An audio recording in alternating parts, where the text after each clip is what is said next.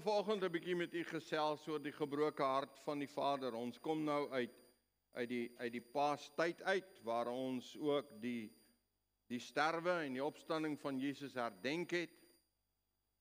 En 'n bietjie in herinnering geroep het wat hy vir ons kom doen het aan die kruis van Golgotha, deur vir ons te sterwe. En ons het gepraat oor die krag van sy bloed en oor die krag van sy opstanding.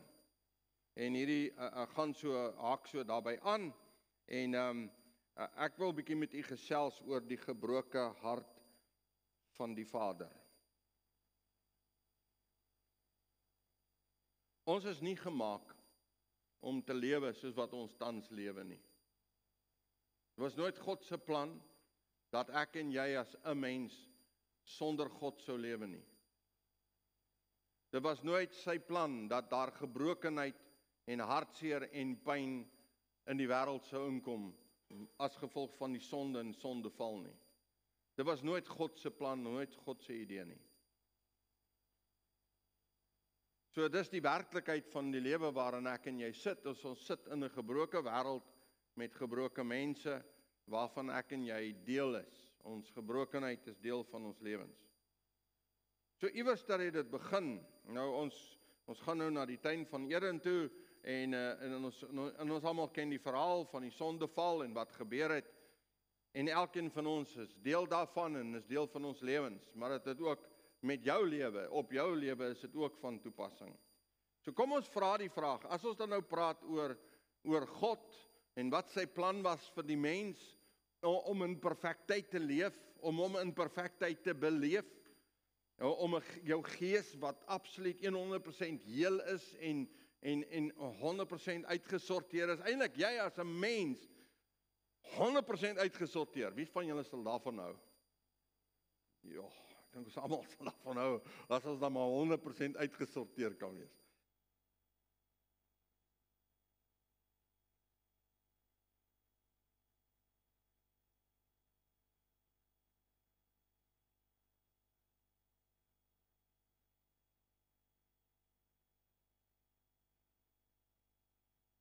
En ons begin by 'n plekkie waar ons sê, wat is ons verhouding met God? Hoekom sou God voel soos wat hy voel oor sonde?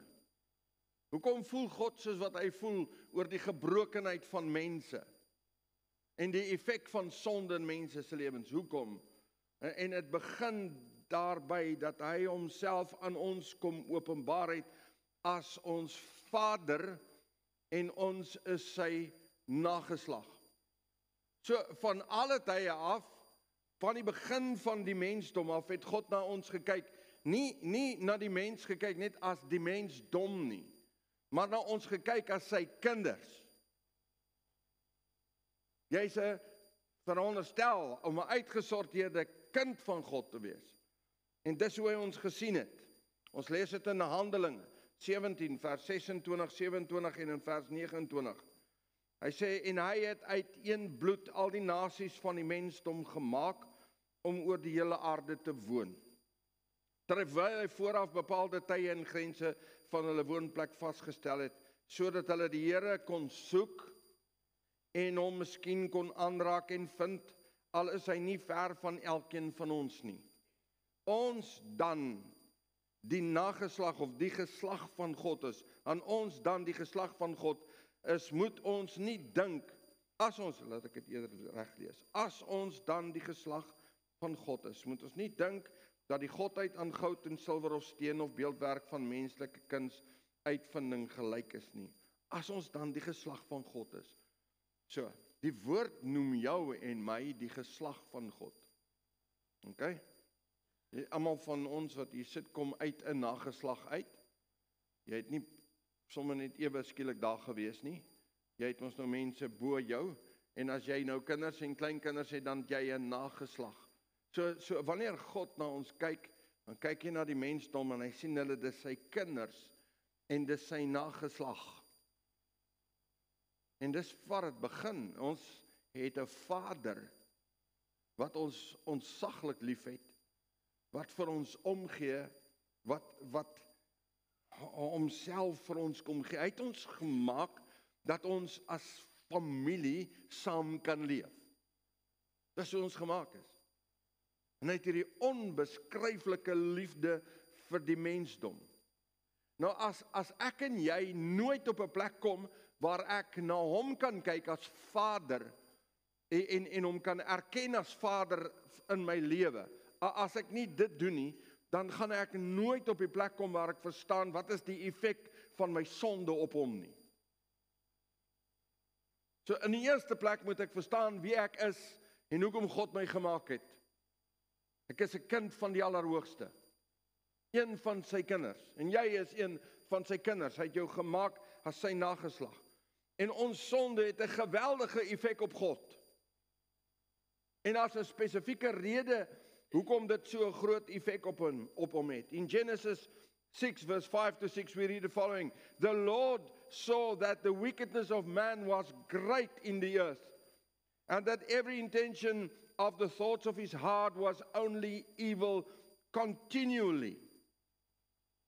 And the Lord regretted that he had made man on the earth, and it grieved him to his heart.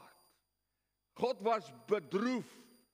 It grieved him. Sy hart was seer omdat hier is sy kinders wat hy gemaak het om in oorwinning te lewe, om die heerlikheid van God te beleef op hierdie aarde. En al wat daar is hierdie sonde en hierdie ongelooflik. Hy sê dit het sonder ophou. Hulle harte was die heeltyd gevul om sonde en verkeerd te doen. Sonder ophou. En dit bring hierdie stuk hartseer by hom op. Jy sien, wat het ons gedoen? Wat het die mens gedoen? Hier is 'n Vader wat die mens maak. En ons is sy kinders en hier is my Vader. En wat doen ons met ons sonde? Ons sê vir hom, jy is nie meer my pa nie.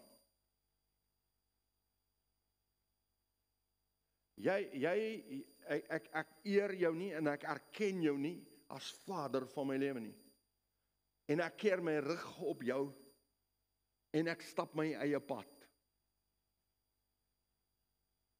Nou, as ek 'n aardse pa, as ek baie droog gemaak op hierdie aarde teenoor my eie kinders,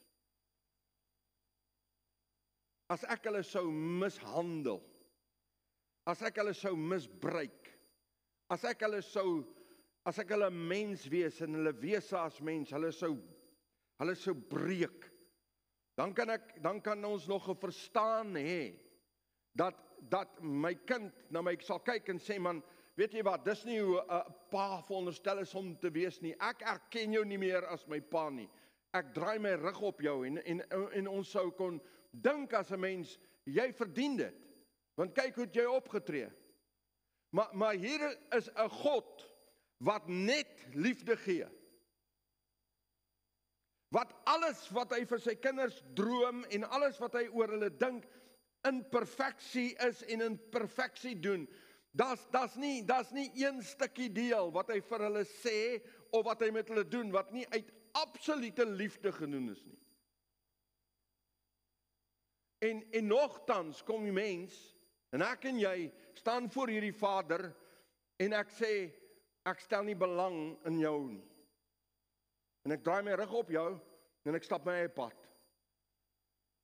Ek keer my rug op alles wat God op sy liefde, sy genade, sy barme, alles van wat hy is. En ek sê vir hom, jy's nie genoeg nie. Ek is genoeg vir myself. Daarom staan ek in myself op en ek keer my rug op U en ek kom in rebellie teenoor God en ek verwerp hom. Dis wat ek doen. Ek verwerp sy liefde, ek verwerp sy genade, ek verwerp sy barmhartigheid.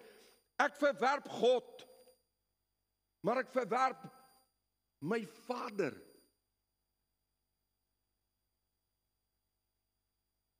Kan jy verstaan dat daar droefheid in sy hart sal wees wanneer ek my rug op hom keer?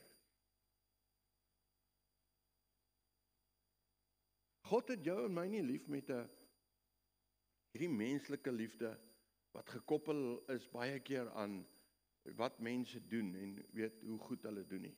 As jy goed is vir my, sal ek jou lief hê. God se liefde is nie daaraan gekoppel nie.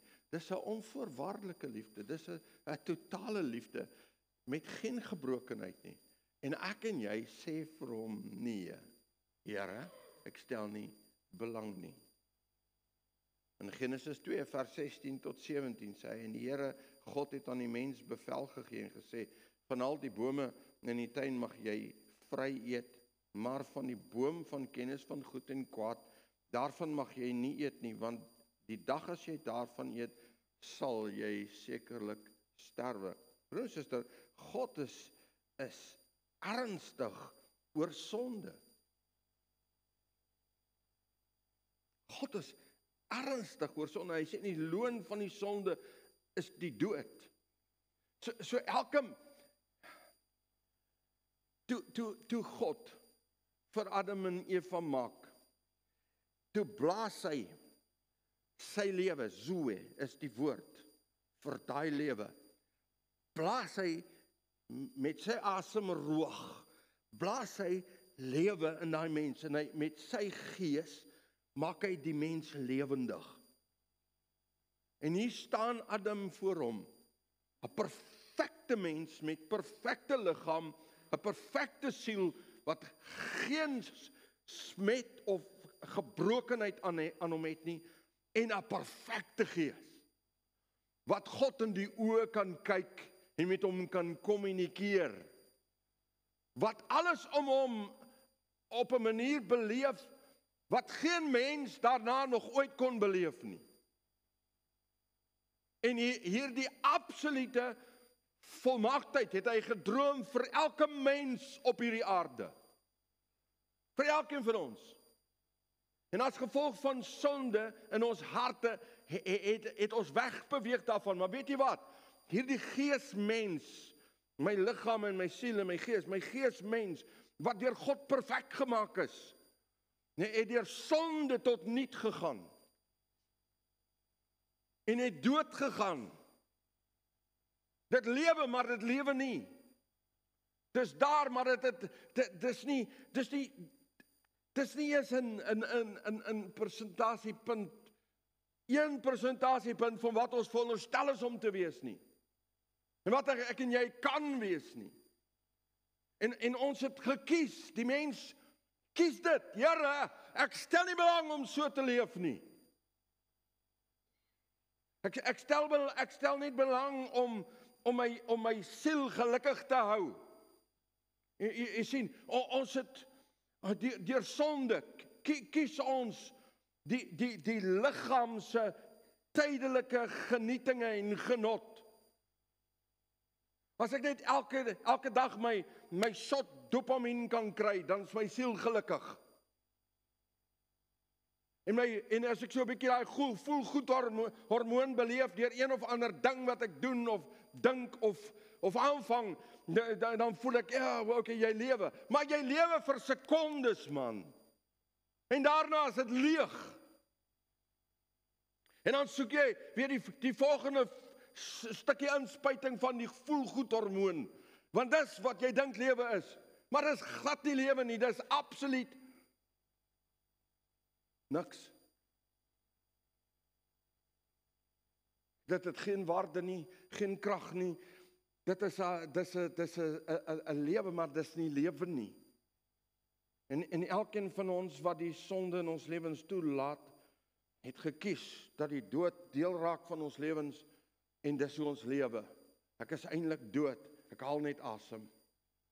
En so nou en dan doen ek iets om die liggaam gelukkig te hou. En as ek ietsie gedoen het, dan is ek weer happy vir 'n rukkie. Maar as 'n baie kort rukkie, dan soek ek weer die volgende happiness. Die volgende ding wat my gelukkig maak.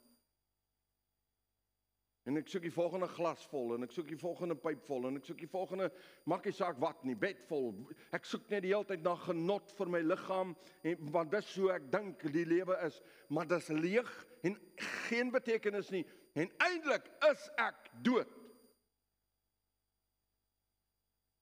Hier is geen ouer wat as sy kind, net sy vleeskind sal kyk, en wanneer sy kind hulle rug op hulle draai en in 'n lewe ingaan van totale roekeloosheid en bandeloosheid en leef so wat hulle wil en doen wat hulle wil, dat jy in jou hart kan sê, ag, dis okay, jy het dit gekies nie. Jou hart is gebroken en geskeer, kan jy verstaan nou, wanneer die mensdom voor God so leef, dat sy hart gebroken en geskeer sal wees. Wat is nie die droom wat hy het vir jou nie? Dis nie die plan wat hy het vir jou en my nie. Nog nooit was dit sy plan nie. Maar sonde het dit gedoen en sonde het ons kom wegvat van hom af. In Romans 6:23 says, for the wages of sin is death, but the free gift of God is eternal life in Christ Jesus our Lord. Die loon van die sonde is die dood. Broer en suster, wanneer jy 'n sondaar is jy klaar dood. Net soos wat ek, 'n wedergebore kind van God, het ek klaar die lewe. Die ewige lewe gaan nie eendag kom wanneer ek my oë toemaak nie. Ek lewe nou reeds. Maar as ek nie hom ken nie, dan is ek dood.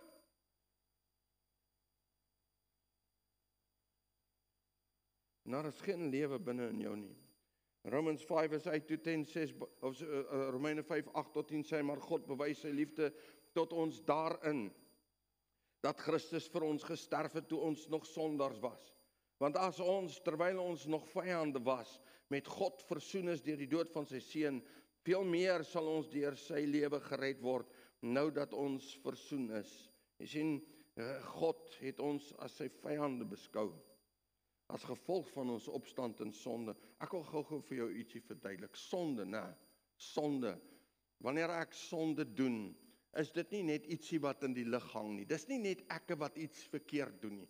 Dit is teen 'n persoon. Dis teen God wat ek sondig. Dis nie net ek vang iets aan nie. Ek het ietsie gedoen en is nie lekker nie of verkeerd nie en iemand lig hulle wenkbroue daarvoor nie. Nee, dis teen die persoon van God. En nie net dit nie. Die leuen van die vyand, wat die vyand van alle tye af vir jou en my kom verkondig en in ons koppies wil insit, is dat, en dit begin met Adam en Eva, en daar's nie tyd om daaroor te praat nie, maar gaan lees dit deur. Hy sê, jy sal soos God wees.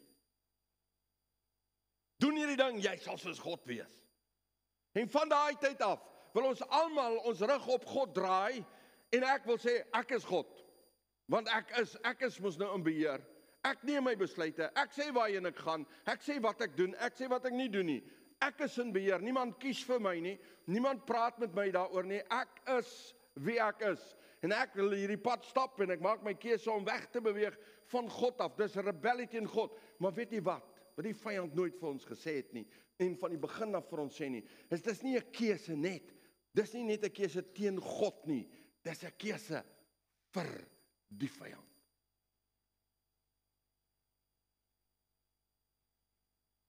So met ander woorde, wat doen ek? Ek sê eintlik, Here, hier is my lewe.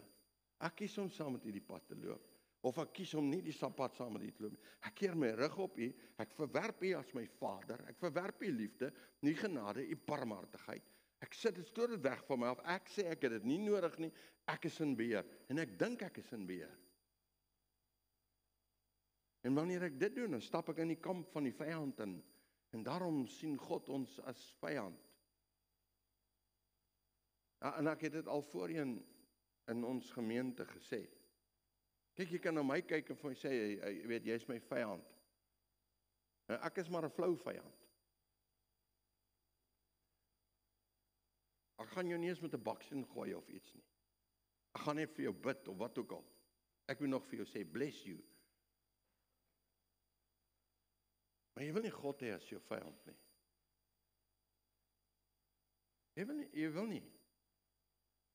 Want wat is ek en jy, as God nie in genade, selfs in ons vyandskap, sy hand net so oor ons hou nie. Ek kan onthou in my eie lewe, was daar 'n tyd wat ek nie lekker op die pad was nie. Dat ek my eie ding gedoen het. Nadat ek tot bekering gekom het, as 'n kind, reeds vroeg in my lewe, wat ek so 'n bietjie afgedwaal, nie bietjie nie, ek het sommer afgedwaal. My my eie kop gevolg, my eie ding gedoen, my eie shot dopamien gesoek. En nadat ek teruggekeer het, en weer my hart net vir God gegee het, en gesê het, Here, hier is ek, vergewe my asseblief, ek kan nie sonder U leef nie. Dat ek 'n bewustheid gehad het, van God se hand wat oor my was, oral waar ek gegaan het, al het ek nie die pad saam met hom geloop het. Dat hy net my, jy weet, ons as mense sal sê, man, stamp jou kop as jy jou kop wil stamp. Weet jy hoeveel keer dat hy, as ek dan nou net so my kop sou stamp, sy hand tussenin gesit en gesê, ek het jou te lief om dit te doen. En wanneer ek dan nou ernstig sommer droog gemaak het,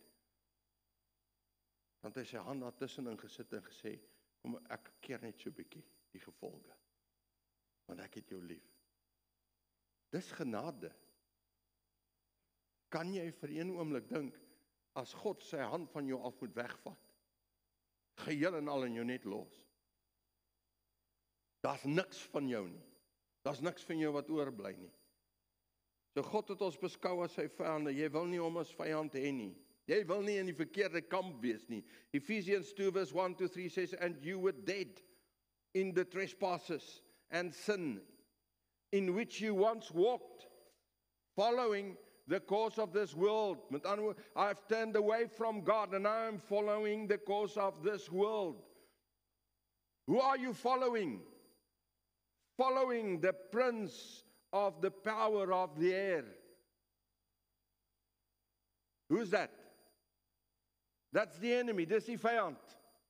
So hy sê vir ons, jy het 'n keuse gemaak om weg te draai. Né? Now you are following the course of this world. Jy stap nie jou eie pad nie, man. Jy stap die pad van die wêreld. En jy stap die pad van die prins van duisternis. Dis die pad wat jy stap. Hy sê the power in the air, the spirit that is now in work in the sons of disobedience, among whom we all once lived in the passions of our flesh, carrying out the desires of the body and the mind, and were by nature children of wrath, like the rest of mankind. So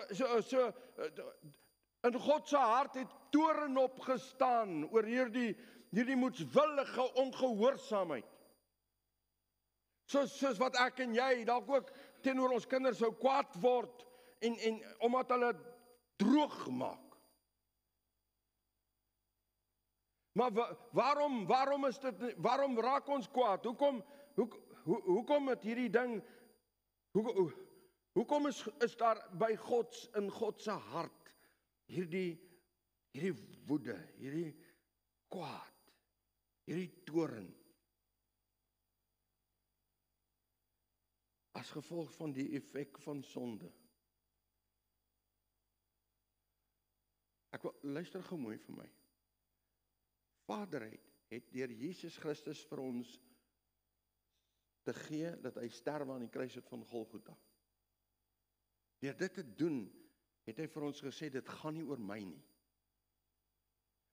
Maar as ek woedend is, as ek teleurgesteld is, as my hart seer is, as ek toornig raak teenoor dit wat gebeur, is dit omdat jy absoluut alles verwerp wat jy kan wees. Ons almal het na mense gekyk en dink jy, man, as jy net ons sou sê jou vinger trek. As jy net so ietsie doen, man, dan jy het al die potensiaal, jy het al die gawes, jy het al die talente om 'n magtige verskil te maak, maar jy kies om niks te doen nie. Dan voel 'n mens so af, man, ek moet jou gryp en skud, man. Dat jy kan wakker word. En in Vader se hart is dit hierdie die woord sonde is 'n woordjie hamartia in die Grieks, né? Hamartia beteken om jou doel te mis. Dis eintlik die basis van die woord sonde. So wat? God droom oor jou. Hier is mense wat deur sy gees mens oorheers word. waar God met jou praat en kommunikeer, waar jy kan hoor wie hy is en wat hy is, waar jy hom kan beleef op 'n magtige bonatuurlike wyse. Jou geesmens. En ons het deur sonde hierdie geesmens doodgemaak. En daar's niks van hom omtrent oor in ons nie. En ons het die siel verheerlik tot op daai plek waar die wil en die emosies en die denke is die groot. Ek dink. Maar jy moet ophou dink. En luister. Ons het ons siele verhef na hierdie groot ding toe. En nou ons liggaam is maar te bly, die siel is in beheer. Want nou kan hy die plesiertjies van die lewe geniet. Dis wat hy daar vir ons sê. The passions of flesh. En hy is passievol. En hy soek en hy wil homself verheerlik. Kan jy verstaan dat daar in God se hart hierdie woede kan wees oor die gebrokenheid van mense en hulle sonde en die effek van sonde? My broer en suster, ek weet nie wie van julle kyk nuus nie. Lees so nou en dan iewers iets oor. Kyk jy, ons leef in 'n stinkwêreld. Ons leef in 'n slegte plek. Waar mense net ander mense se lewens kan neem net omdat hulle ek weet nie of hulle so voel nie, hulle is demonies gedrewe. Is miskien al wat 'n mens kan sê. Waar mense doen die goeders wat hulle doen. Hoeveel hofsaake is daar aan die gang nou in ons land oor kinders wat gemolesteer is, doodgemaak is. Klein kindertjies wat net doodgemaak word voor die voet, wat net man, daar is jy kan nie goed wat mense aanvang nie eens begin bedink nie. Ek wil nie eens daaroor dink nie. Kan ons verstaan dat Vader met volmaakte liefde en man, hy weet presies wie jy kan wees. Hy weet wie jy is. Hy droom oor jou. Hy droom oor my. Hierdie magnifieke plan, hierdie wonderlike lewe van guns en voorspoed, sê die Here, nie teenspoed nie. Ek droom dit vir jou, maar jy kies om jou rug op my te keer, weg te beweeg van my af en jou eie pad te loop. En eintlik loop jy die pad van die vyand. Jy sien dit net nie, jy weet dit net nie, maar dis waar jy besig is om te lewe. Op daai pad wat jy stap. Weg van God af, jou rug gekeer op genade en barmhartigheid en liefde en guns en seën en alles wat daarmee saamgaan, kan jy verstaan dat daar in sy hart woede opstaan. Johannes 3 vers 36 sê vir ons, hy wat in die Seun glo, het die ewige lewe. Maar hy wat die Seun ongehoorsaam is, sal die lewe nie sien nie. Want die toorn van God bly op hom.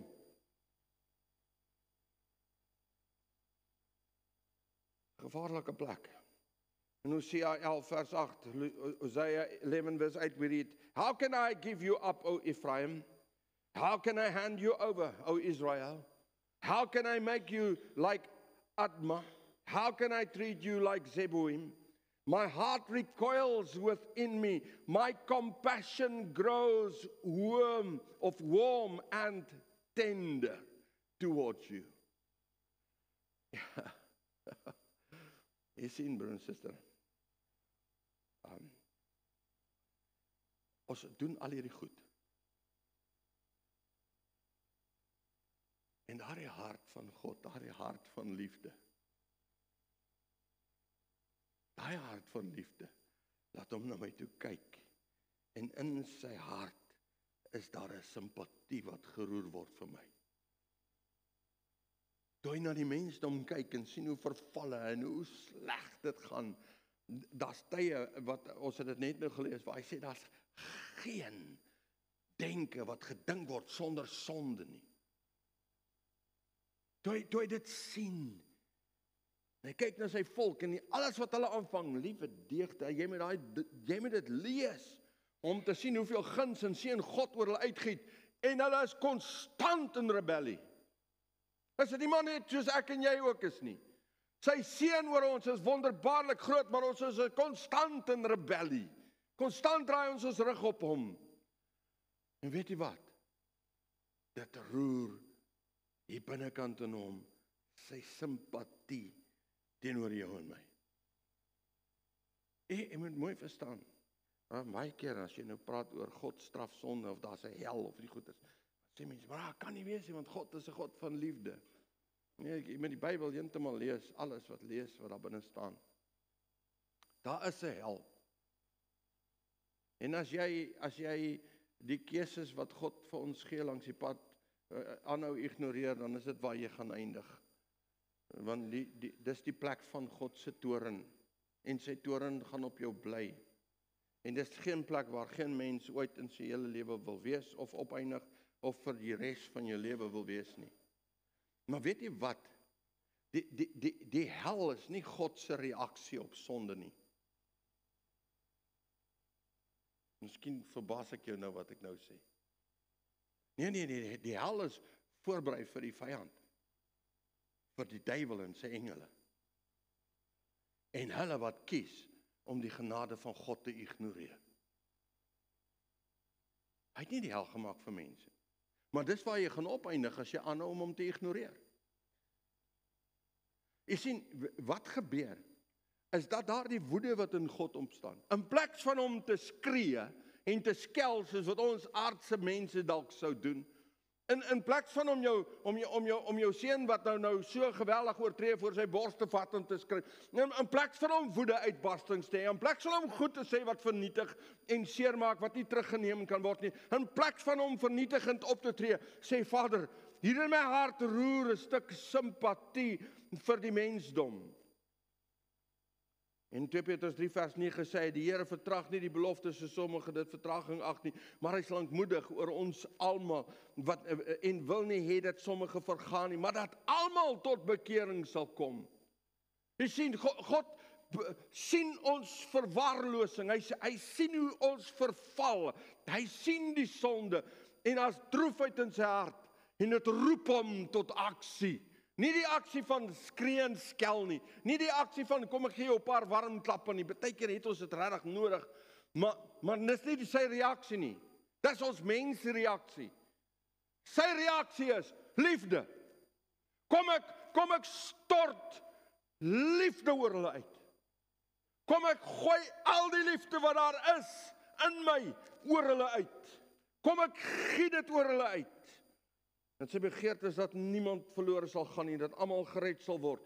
En dis so hy reageer in sy woede, nie met 'n geskree en 'n geskel nie. Daai hartseer in hom, dit laat hom nie onttrek van jou en sê man, stap jou eie pad en voeter net voort nie. Dit maak nie, hy draai na jou toe, hy stap na jou toe. Hy hou jou hand self binne in jou sonde oor jou. En hy vou ons toe en hy help ons en hy koester ons en hy keer ons hy keer ons dat ons tot niet gaan en onsself vernietig. Hy wil hê almal moet tot bekering kom. Daai woordjie bekering is 'n mooi woord in die Grieks is dit metanoia. It's a change of thinking. It is with sorrow turning away from what displeases God, turning to what pleases him. So bekering beteken, hier staan ek voor God, en ek draai my rug op hom, en ek stap die pad, en ek doen wat ek wil, en ek gee my siel en my liggaam plesier, my gees is dood, en dan hoor ek, iewester, klop iemand aan die deur, en hy sê, hey, maak oop, ek wil inkom. Iewers begin ek iets hoor en verstaan van die genade en die barmhartigheid wat God vir my openbaar het. Aan die kruishout van Golgotha, deur op te staan uit die dood. Iewers begin iets gebeur hier binne my. En die Heilige Gees kom en hy begin met my praat. En ek hoor en ek besef, ek is 'n sondaar. En ek besef, ek is op pad ek is verlore, ek is op pad na die hel toe. Ek besef, Here, ek is nie op die plek waar ek is nie. En hier in my hart kom 'n stuk jammerte. Here, ek is jammer vir wat ek gedoen het. En ek maak 'n besluit. Ek gaan verander. Ek gaan terugkeer na my Vader toe. So metanoia, bekering sê, ek verander my denke met rou en hartseer oor my sonde. En ek draai om terug na hierdie Vader toe, wat my so ontsaglik lief het. En ek stap in en ek sê vir hom, ek erken u plan vir my lewe. Here, dis waar ek wil wees, by u. Ek stap die pad wat u sê ek moet stap. En weet jy wat gebeur in daai oomblik? Wat gebeur in daai oomblik? Heilige Gees kom. En daai dooie gees wat hier binne is, hy kom hier so. En soos met die eerste keer, blaas hy lewe in jou. En jy sit met 'n wedergebore gees. En jy het lewe. Werklike lewe.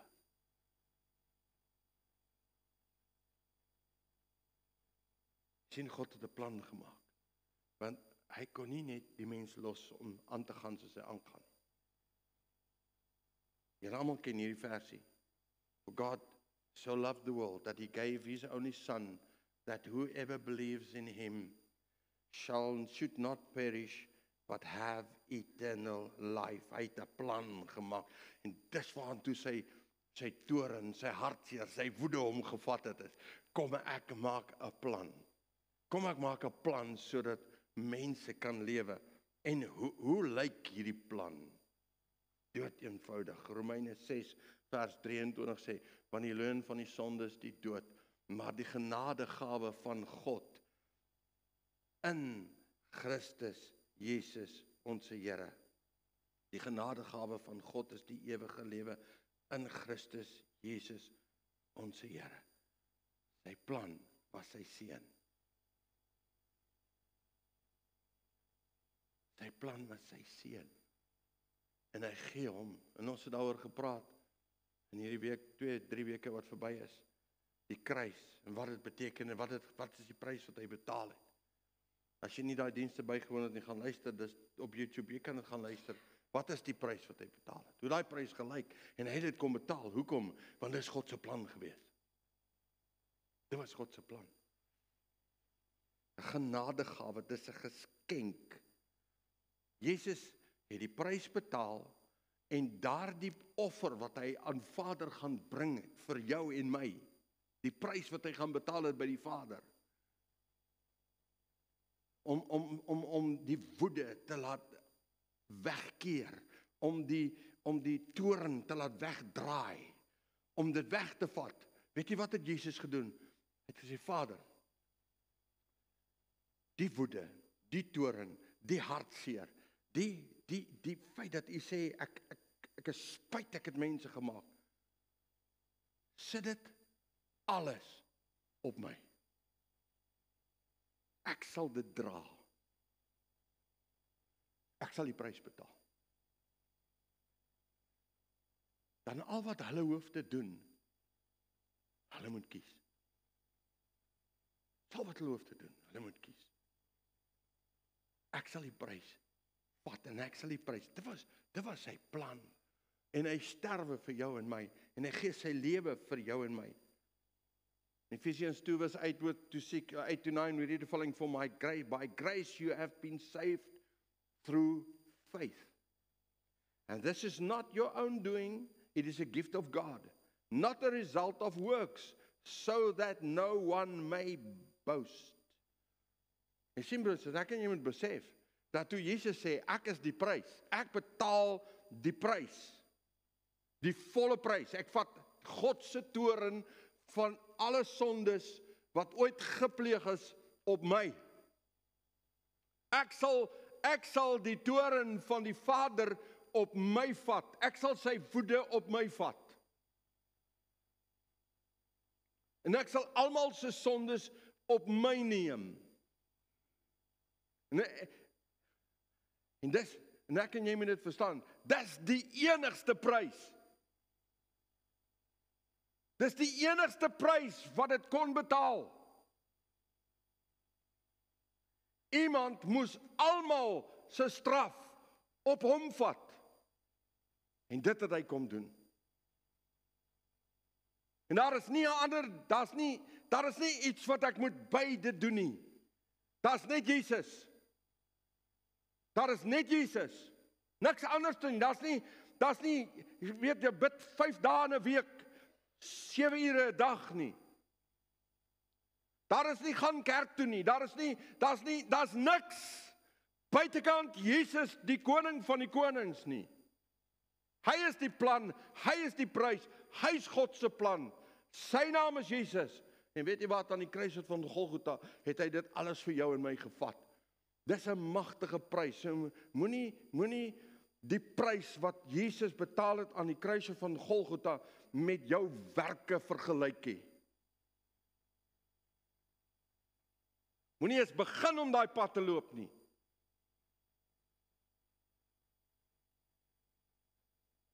Hoe kan jy enigstens dink daar is iets wat met dit kan vergelyk?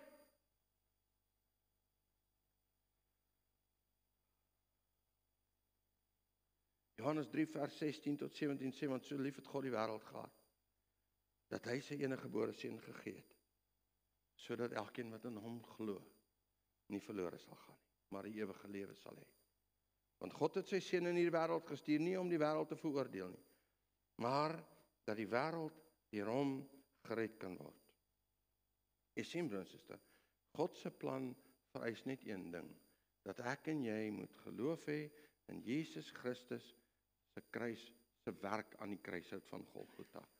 Die feit dat hy in my plek vir my gesterwe het.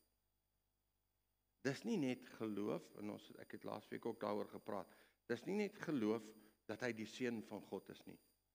Dis geloof dat die seun van God die prys betaal het vir my. En ek aanvaar dit, en ek maak dit myne. Jesus het vir my die prys betaal. Dankie Vader, dat U my sondes vergewe, omdat Jesus Christus die prys betaal het vir my. En in daai oomblik, wanneer jy dit doen, dan het jy 'n nuwe lewe. Die ou dinge het verbygegaan, en jy het 'n nuwe lewe. Jy het 'n nuwe lewe in jou wese.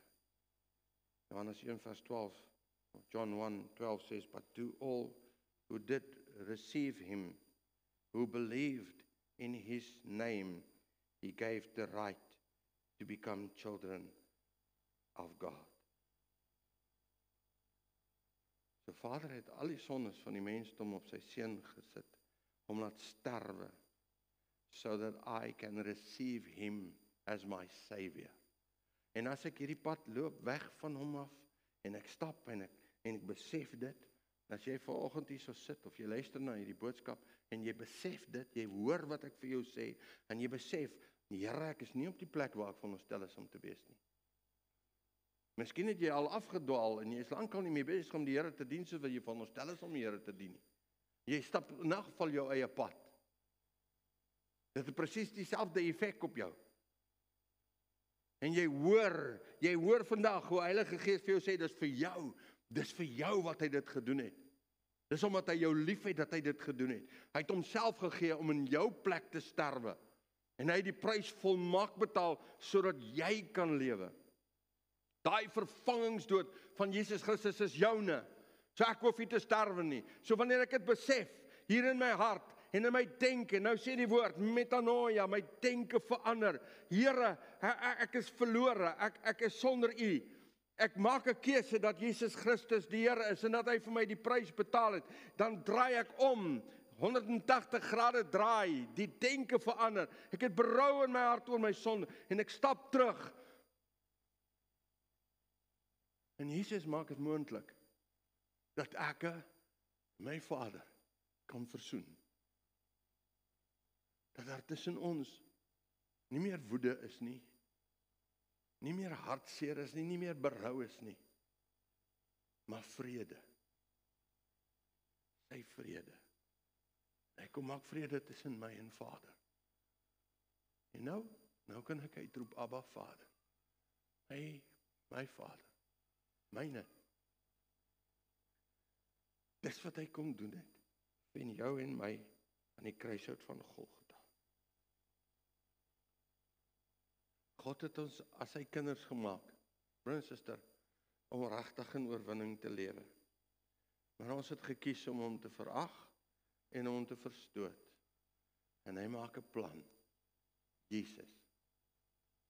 Dis sy plan. So kom ek vra jou 'n vraag vanoggend. Wat het jy gemaak met sy plan? Wat het jy gemaak met sy plan? Jesus Christus. Of hardloop jy nog? Hardloop jy nog weg? Is jy nog besig om allerhande goed uit te dink oor hoekom ek nie die plan kan aanvaar nie? As jy nie geweet het nie, vanoggend weet jy presies wat die plan is. En jy weet wat is die gevolge daarvan. Jy kan kies om aan te hou lewe as 'n dooie. Of jy kan begin kies om te lewe as 'n lewende. Dis die keuse. Wat maak jy met God se plan? Weer die mens wat God se plan verwerp. Kom ons maak ons oë toe en ons bid ons saam. Vader, dankie vir die woord. Dankie Heilige Gees, dat U in ons harte inspreek en vir ons laat verstaan wat Jesus vir ons kom doen het. Jesus, dankie dat U bereid was om dit vir ons te doen. Ja, om alles op U te neem, sodat ek kan lewe, Here. Dankie daarvoor. Dankie dat U die prys betaal het vir my. Ek eer U daarvoor. Ek loof U daarvoor. Terwyl jy jou oë gesluit hou, wil graag vir jou vanoggend vra. Wat het jy gemaak met die plan? Het jy al Jesus se plan aanvaar vir jou lewe? Het jy al God se plan aanvaar en net gesê, Here, ek hoor wat U vir my sê. Miskien sit jy en jy het nog nie. Of miskien sit jy hier en jy sal rukkie nie meer op daai plan nie. Jy is besig om jou eie ding te doen. Ek wil graag vir jou bid vanoggend. Ek wil vir jou vra, maak 'n keuse vanoggend om te sê, Here, ek kies U plan. En ek keer terug na U toe. Ek gaan van nou af die pad saam met U loop. Miskien verstaan jy nie hoe lyk die plan nie. Dis oukei, daarmee kan ons jou help. Maar dit begin by 'n keuse, begin by 'n plek waar hierdie mens besef, Here, ek moet omdraai en terugkeer na U toe. En ek gee vir jou vanoggend 'n geleentheid om dit te doen. Terwyl jy oë gesluit hou, wil ek met saam met jou bid. En dis jou keuse wat jy maak. Staan gou op jou voete. Sê net, Here, hier is ek. Ek maak die keuse.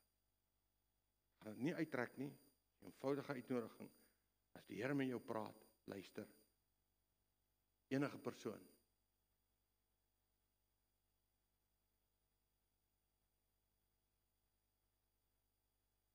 Is daar nog iemand wat wil staan? Staan gou.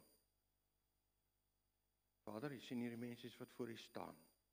Manne en vroue wat voor U staan en sê ek maak 'n keuse.